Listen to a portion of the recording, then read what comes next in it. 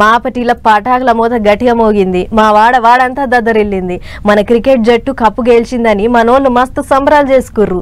గా దిల్కుష్ నగర్ దిక్కైతే లాఠీ చార్జ్ కూడా అయ్యిందట. గంతగనం జాతర చేసిర్రు మనోళ్ళు. మరి ఆ మాత్రం ఉంటదిలే గాని ఓ దిక్కు కప్పు గెలిచినామని మనోళ్ళు ధూమ్ ధామ్ చేస్తుంటే గా పాకిస్తాన్ వాళ్ళకు మాత్రం పానం మసి మసి అవుతున్నదట. ఇక చూడుర్రి కడుపు మండి వాళ్ళు ఏం చేసిర్రు.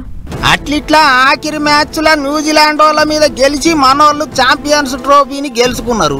దుబాయ్ గడ్డ మీద తెల్లకోటు తొడుక్కొని మనోళ్ళు కప్పును చేతులకు అందుకుంటుంటే చూసి దేశం అంతా సంబరపడ్డారు. రోడ్ల మీదకొచ్చి పొట్టు పొట్టు సంబరాలు చేసుకున్నారు, పటాకులు కాల్చిండ్రు. అయితే అంత మంచిగానే ఉన్నది కానీ మేమంటే మేమని వద్దు వద్దన్న ఛాంపియన్స్ ట్రోఫీని వాళ్ళ దేశంలో పెట్టుకున్న పాకిస్తాన్ వాళ్ళు నెరి నలుగుట్లే నాదానయ్యేటట్టు చేసుకున్నారు. ఇప్పటికే సొంత దేశంలో మ్యాచ్లు ఆడినా ఒక్కటంటే ఒక్క ఆట కూడా గెలవకపోయేటాలకు ఇజ్జత్ అంతా పోయింది. సరే ఓడితే ఓడిండ్రేమో, ఆటలలో ఓసారి ఓడుతుంటారు ఇంకోసారి గెలుస్తుంటారు కానీ నెరి కడుపు మంట ఎక్కువైనట్టే ఉన్నది పాకిస్తాన్ వాళ్ళకు. వద్దు మీకు శాత కాదు గోధుమ రొట్టెలకు మీరు దండలాడుతుండ్రు లేదోటి ఎందుకని చెప్తే వినకుండా ఛాంపియన్స్ ట్రోఫీ పోటీలు పాకిస్తాన్ లో ఆడిచ్చిండ్రు. మనోళ్ళు పాకిస్తాన్ కు పోతే ముష్కిల్ అవుతుంది కాబట్టి దుబాయ్ లో ఆడిండ్రు. అయితే ఏంది 2025 ఛాంపియన్స్ ట్రోఫీ ఎక్కడ జరిగిందయ్యా అని అంటే పాకిస్తాన్ లోనే అయ్యింది అని అంటారు కానీ దుబాయ్ లో అయ్యింది అనరు కదా.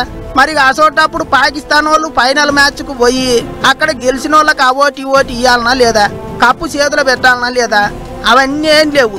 అలిగి కూకున్నారట పాకిస్తాన్ వాళ్ళు. అసలు ఫైనల్ మ్యాచ్ కు పోనే లేదు.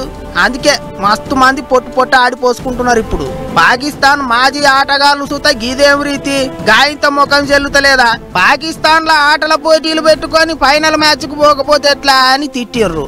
ఏమైనా పాకిస్తాన్ వాళ్ళు ఏం చేసినా 10 మందితోని తిట్లు తినే పనులే చేస్తుంటారు కదా అనుకుంటారు ఇప్పుడు పబ్లిక్.